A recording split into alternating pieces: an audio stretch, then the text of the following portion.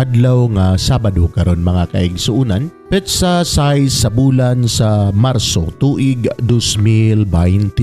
Ang pagbasa kinutlo gikan sa Ebanghelyo sumala ni San Lucas kapitulo 15 bersikulo 1 ngadto sa 3 ug bersikulo 11 ngadto sa 32. Usa ni ana kahigayon may daghang mga kobrador sa buhis ug mga makasasala nga miadto kang Jesus aron pagpamati kaniya. Unya ang mga Pariseo ug ang mga magtutudlo sa balaod nagbagulbol nga nag-ingon, kining tawhana nag-abi-abi sa mga makasasala ug nakigsalo pagani kanila sa pagpangaon. Tungod niini misugilon kanila si Jesus ug usa ka sambingay ug mipadayon si Jesus sa pag-ingon, dihay usa ka tawo nga may duha ka anak nga lalaki. Usa ka adlaw ni ana ang manghod miingon sa iyang amahan, tay, hatagi na ako sa akong bahin sa katigayunan. Busa gibahin sa amahan ang iyang katigayunan tali sa duha niya ka anak. Tapos sa pipila ka adlaw gibaligya sa manghod ang iyang bahin ug milangyaw siya sa layong dapit diin giusik-usik kaniya ang iyahang salapi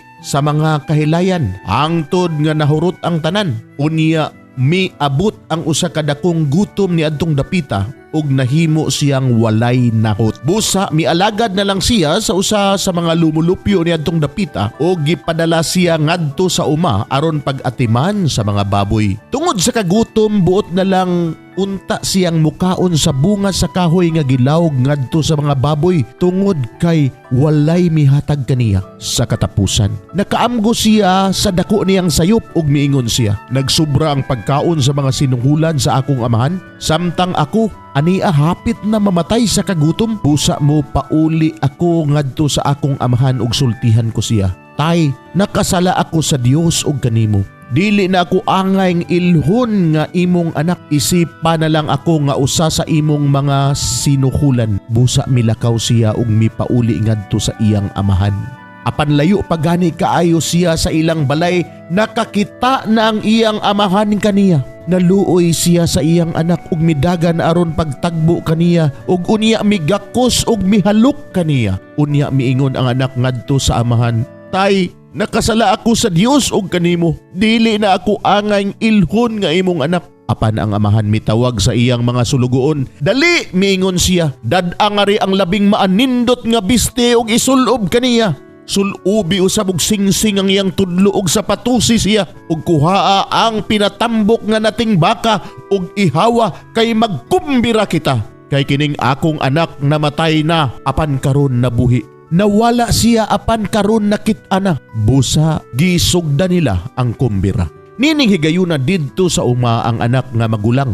Sa iya nang pagpauli ug sa dihang nga duol na siya sa balay, nabati niya ang huni ug ang panagsayaw. Busa iyang gitawag ang usa sa mga sulugoon ug iyang gipangutana, nagunsa man kamo diha? Mitubag ang sulugoon, ang imong manghod mipauli na ug gipaihaw sa imong amahan ang pinatambok nga nating baka tungod kay nahiuli man nga maayog lawas ang imong igsuon. Nasuko ang magulang ug wala mo sulod sa balay. Busa migula ang amahan ug gialam-alaman siya aron mo sulod.